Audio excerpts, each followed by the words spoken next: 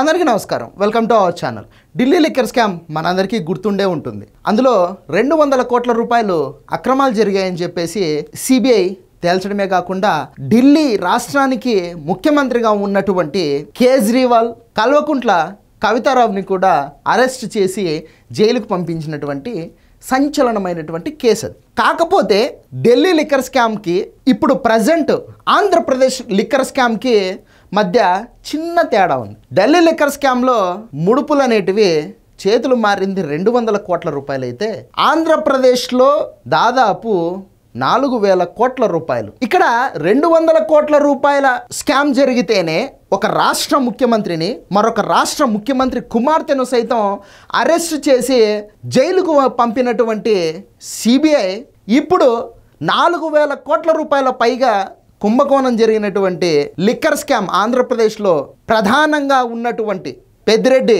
రామచంద్రారెడ్డి గారి అబ్బాయి పెద్దిరెడ్డి మిథున్ రెడ్డి, అలాగే కసిరెడ్డి రాజశేఖర్ రెడ్డి, వాసుదేవరెడ్డి, విజయసాయిరెడ్డి ఇటువంటి వాళ్ళను ఇప్పటిదాకా ఎందుకు అరెస్ట్ చేయలేదో క్వశ్చన్ మార్క్ అనమాట. ఆంధ్రప్రదేశ్లో ఏదైతే లిక్కర్లో భారీ స్కామ్ జరిగిందని సిఐడి తేల్చిందో ఆ కేసుకి సంబంధించి నాకు ముందస్తు బెయిల్ ప్రసాదించండి, లేదంటే నన్ను అరెస్ట్ చేసి జైలుకు పంపుతారు అని చెప్పేసి ఈ లిక్కర్ స్కామ్లో ప్రధాన సూత్రధారి అయినటువంటి మిథున్ రెడ్డి కోర్టును ఆశ్రయించడం జరిగింది. లిక్కర్ స్కాములు, శాండ్ స్కాములు, మైన్ స్కాములు, ఇట్లా ఏ స్కాములు పడితే ఆ స్కాములు చేసేసి దాని మీద ఎంక్వైరీలు ఇతర ఏదైనా పడినప్పుడు ఇట్లా కోర్టుల దగ్గరికి వెళ్ళి ముందస్తు బెయిల్ తీసుకొని స్వేచ్ఛగా నిందితులు తిరుగుతూ ఉన్నారు. ఇంకా ఎన్నాళ్ళు ఈ విధంగా? మద్యం కుంభకోణం వ్యవహారంలో సిఐడి నమోదు చేసిన కేసులో ముందస్తు బెయిల్ ఇవ్వాలని చెప్పేసి వైసీపీ ఎంపీ పెద్దిరెడ్డి మిథున్ రెడ్డి కోర్టును ఆశ్రయించడం జరిగింది. సిఐడి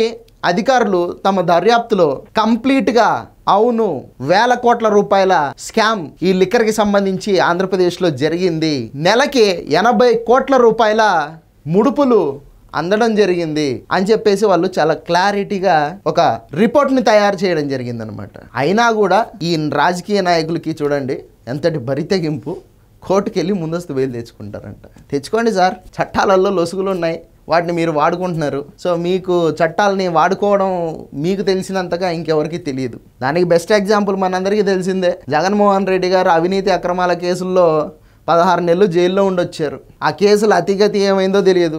దాదాపు 12 సంవత్సరాలు అయిపోయింది.